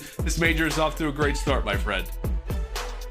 It's off to a great start, man, and I'm so excited to be back on LAN, man. At least these first 2 games are great. You had Octane, who was out there putting on a damn show in that first series, and then right there at the second series, right there, LAG are able to walk away with the 2-3-5. They gotta be feeling really good, at least getting that S&D back underneath their belt. On the side of the Thieves, it's gotta hurt, man. You didn't even have a chance to see what your new roster is gonna look like on LAN. Unfortunately, now you won't get the chance to find out. But it's been great 2 matches to start the day. I cannot wait to see how the last 2 matches are able to end as well. All right, my friend, I got to ask you, kind of previewing just very briefly, next match versus Mutineers. How do you think LAG fare there? Honestly, Mutineers, they're a really good respawn team, and they're kind of good at search and destroy. So unless LAG are able to miraculously get better at hardpoint overnight, I feel like Florida should be able to take that one. All right, my friend. All right, we've set it up quite well, but as we said, LAG, they're able to walk away with the victory. It wasn't through the hard points, but it was kind of through this team, the mold of this group. It was through the search and destroys, and it was in that one respawn. While the series does come to a close, we still have to go to a quick little interview, and I believe that we have Jess standing by with good old Father App. Thank you so much, Lando. That is correct. We are standing by here for your Game Fuel Victory Spotlight. aBeZy, congratulations on that fantastic win. Now, you guys are 3-0, perfect record versus the Thieves this season. What makes this such a strong matchup for you? I'm not really sure. I mean, I feel like they kind of play the way we play, and at the end of the day, it's just like who comes out to perform. and we had some amazing clutches, some really good situations that we were able to come out on top. So we were able to beat them. Now, you are a veteran of the stage. You are a 2-time world champion. So what's your message to the rest of your team as we return to LAN? I'm super excited to be on LAN. It's been fun. That match was very fun. Yesterday, it literally had a smile on my face just screaming on LAN. It's such an amazing feeling, and being on the same playing field is like one of the best things ever. So we're just excited to be here. We're excited to be back on LAN, and we're just going to try our best to go as far as we can and, you know, maybe win it. Love to hear that. So finally, tomorrow you are going to be facing Big Wake and the Mutineers. What's going to be the key to a victory for you guys there? Well, our S&D control is looking good. We saw it. I think our respawn, even online, struggled a little bit. So we just got to clean up the little mistakes we're making. It's not a big deal, but if we can clean those up, I think we can easily have a good match against them. All right. Well, thank you so much for those words during this Game Fuel Victory Spotlight. Back over to Lando at the desk. Thanks, man. Thanks so much, Jess. Like you said, some confident words there from aBeZy. Kind of broke down this series quite well, saying, hey, you know what? We have some things to work on. We are excited to take on Big Wake and the boys from the Florida Mutineers. Stud, quick predictions. It's the E-Classico up next. Any thoughts, my friend?